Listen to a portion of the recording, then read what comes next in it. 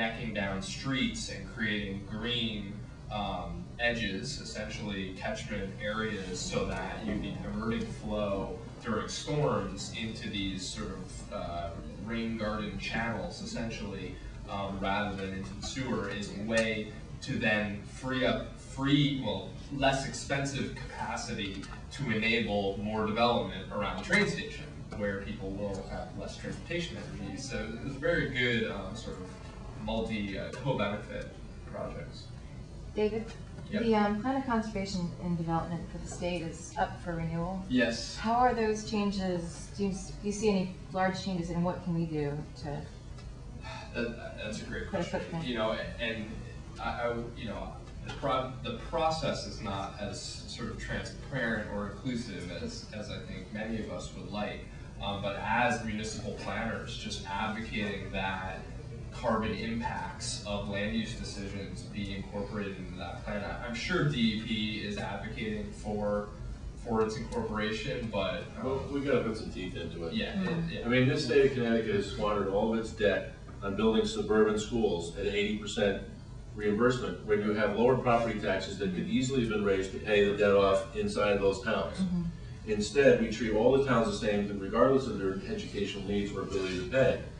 And you know, this is the kind of thing where we need to focus our bonded indebtedness on solving this problem and prioritize it, as David talked about earlier. We don't do that. There's no teeth in this state plan for conservation. We looked at it. Okay, now we're not going to do it. It says we need you know, mandatory coordination, not just between local plans and the state plan, but also between different state agencies.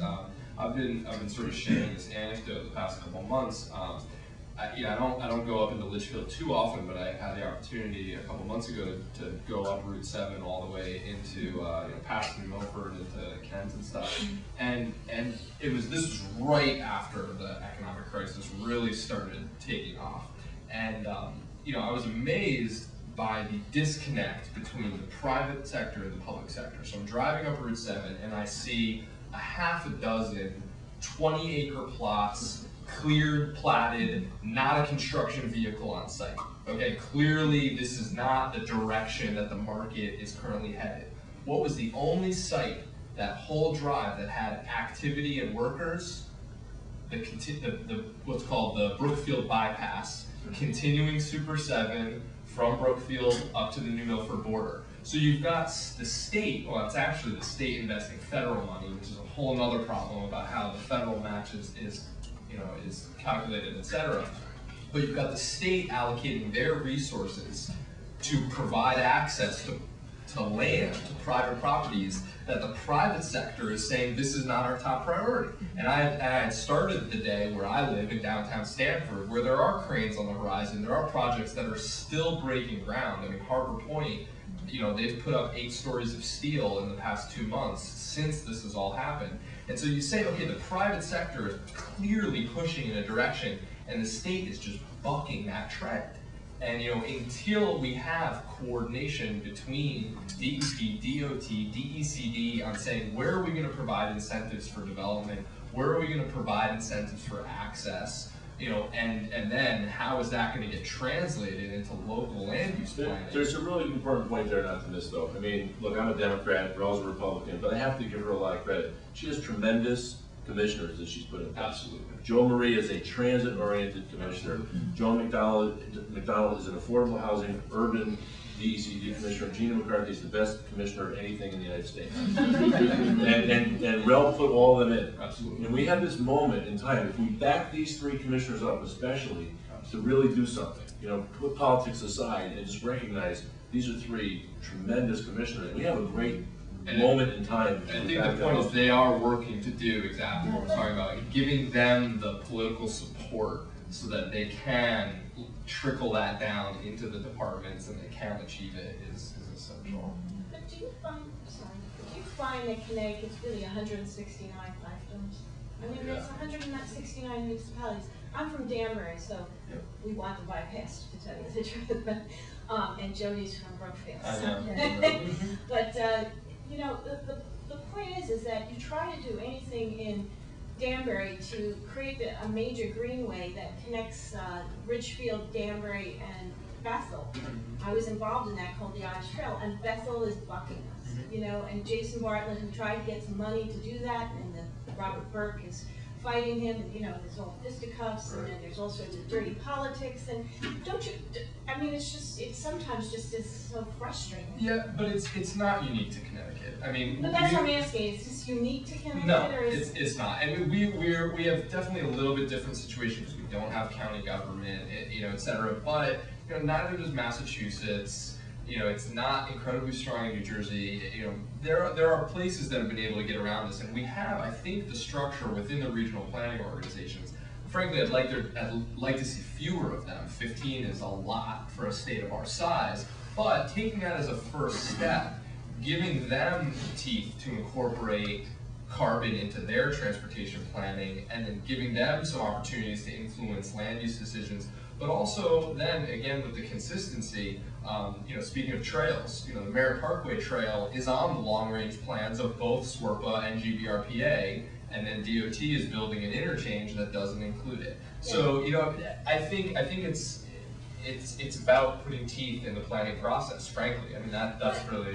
I work on plans for towns. I also work for HEVCO quite a bit, and I just find that there's no connection whatsoever. Like, nobody's talking to each other, and Well, don't tread on my space. Yeah, I mean, it's, you know, HEVCO, you know, all the RPOs, they're planning budgets. Now, you know, some places have been innovative about taking some of their transportation budgets and, you know, using that for land use planning and how they coordinate. But, you know, CROG is the biggest MPO in the state. Their planning budget is like $120,000 a year. You know, so they're neither given the tools nor the mandate to become involved or interested in these issues and truly take a leadership role on coordinating them. You know, I just want to, maybe I'm barking up a tree that's never going to be worth barking up, but the pricing mechanisms in the market for land use are, they're reversed. If my property taxes were lower in Bridgeport, more people would want to live in my city and invest in my city. If the price of gas is where it should be, without vast armies focused at, you know, making sure that we have low energy prices, then my city would be the hub of economic activity. I have no doubt in my mind. So we price things backwards. Sometimes we want to have plans and all the, you know, gobbledygook and, you know, I mean, it's great, but at some point the market is going to drive solutions. And if we could just get the gas price up and the property taxes down in some manner or form, and that the gas price will probably go up on its own, but work toward figuring out ways that revenue sharing lowers property taxes in areas where we want people to live and we want development, will take care of 75% of the problem. You'll increase the rate of return, and you'll increase the feet traffic and the people moving there. Though politically so difficult, you can imagine, you know, I mean, the whole fee-based concept of, you know, putting fees on things that you want to disincentivize and using those to fund rebates on the things that you want to incentivize. I mean, on the grand scheme, you can imagine the state having put a price floor on gasoline, saying it would, you know, now that it's up, it'll never go back down below $3.50 a gallon, and just keep raising it up a little bit every year. Use that money, I mean, to fund transit as it does dip down, so that you're sending those consistent price signals. I mean, it's the same problem we're having on the national level with renewable energy. You know, okay, now you have a tax credit, now you don't have a tax credit, now you have a tax credit, now you don't have a tax credit. Nobody makes decisions on things that are that volatile. So the government needs to do its part to ensure that those market signals stay consistent. Carbon tax probably being the most effective way to do that, and clearly not in control of the state of Connecticut, but. As a local government, it's tough to even keep track of all that stuff, so it becomes an obstacle in itself. Even if it is there, they might not know it's a resource that they can use. And that's been one of the bigger issues, which I'm glad to hear these kind of questions, which is what we can share, but even internally in the organization, you'd be able to share, because it might change tomorrow. And that's really it has been an obstacle. I'm Shelby Martis. I work for the Partnership for Strong Community, the statewide organization that does advocacy and public awareness about affordable housing, homelessness, community development. We've done the Home Connecticut campaign that got law passed encouraging denser mixed income housing in downtowns, transit, in brownfields, basically with density in sensible places. So it makes sense to do this for a bunch of different reasons, but in addition, we're realizing more and more the connections with the environment. and how doing this can save open space, but it also can, you know, better deal with climate change. So what I'm wondering politically is, to what extent does the governor and administration care about climate change enough to where in the midst of a budget crisis, this might be one of a handful of things that Raleigh will still care about and maybe put money into in really tight times? I mean, you know, there's no guarantees of any of this, but is there? My staff thinks I'm crazy. I'm at this Yeah. meeting right now. I mean, and I how have much does she care about it? Is she really? Well, just to relate it on a or- personal level, politicians shouldn't be caring about climate change right now with what they're faced with, unless they can somehow relate it. Mhm. You know, and jet $20 million over 7 months with labor unions and a board of ed that don't think there's a problem Mhm. and don't want to make the sacrifice. Right. You know, what are mayors and governors going to do? The shit flows right into your desk to be put you know, in solid waste matters. So probably the smart growth things are gonna work are those where somebody can save money on energy by doing it, whether it's gas or, you know, electricity, whatever. Absolutely, and I think, you know, the best precedent for that is, you know, those states that have been most successful in smart growth, like Maryland, you know, the mayor's example of the school construction. I mean, Maryland basically said, we're not going to continue abandoning schools that are functioning in downtowns, boarding them up to build brand new schools out in the hinterland. And so there is certainly an economic argument to all of this, but I think the strongest one, and it's a bit longer term, so it's a harder one, but I think the bigger picture is that the volatility is not going to end. There's going to be ups, there's going to be downs. I think we all know which way the trend is heading. But the decisions that we can make about orienting growth around rail in downtowns, preserving open space, making our buildings energy efficient, is just going to make Connecticut less susceptible to that volatility. Mhm. And that's, I think, you know, the greatest thing we can do for the state in the future is, if there's going to be hardships for all of us as carbon costs go up, as the impacts of global warming become more and more manifest. But if we can at least make our trend a little bit more clear and in a little bit narrower band, we're in a lot better footing. Mhm. And I also think that if you've got a smaller pie and you want to maintain people's standards of living, or you want to maintain city's sustainability, the ratcheting down of your finances is not always a bad thing, because it really makes you hone in your priorities. I've created a whole new department. As I'm laying people off, I've actually created a new department of 4 people called CityStat, and it's modeled after Baltimore and Boston and New York's efficiency programs, where you go into every department and they stand up and defend their data every 2 weeks. How did you become more efficient? How did you respond more to the citizens? How did you do more with less? Right? So I think because of the fact that we're financially constrained, again, cities are the laboratory, because we have to do more with less because everybody gives us less. They give us more problems and less money to deal with.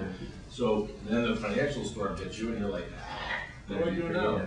You've got to get creative, and the only thing that's really missing from all of this, whether, you know, the whole thing with climate change and 6% of the population using 30%, is a realization that we all have to sacrifice. And if my staff heard me talking about sacrifice, they'd blow a gasket, because politicians aren't supposed to talk about that. But there's no way to fix things without everybody sacrificing. There isn't. But the sacrifices will give us a better world, will give us better development plans, will give us better housing, better transit. It will give us a lot of things that are great that we would never be able to do without getting really kicked in the butt by a bad financial meltdown. I think there's a lot of good that can come out of this. You know, if it helps, if anybody wants to help me kind of promote the cause, I guess. I mean, it's interesting with smart growth how we finally break down these silos, and like housers talk to environmentalists, talk to transit, and it's really neat, you know. And so, you know, as we have to look for the triggers or the motivation points on the part of, you know, REL or other policymakers to actually do smart land use, you know, one could be that we're losing population right now because of our high housing costs. So, you know, 25 to 34-year-olds are leaving Connecticut faster than any other state. And yet that's the group moving to downtown Bridgeport. Right, exactly. So if we want to And keep downtown- that population, downtown. you put an urban location that's green, that they can walk to transit or walk to shopping, and that will attract them back here, and then they'll live here, spend. It's pretty amazing the co-benefits of Yeah. responsible growth. I mean, you really fight so many problems at once if you just invest in these, local kind of drivers.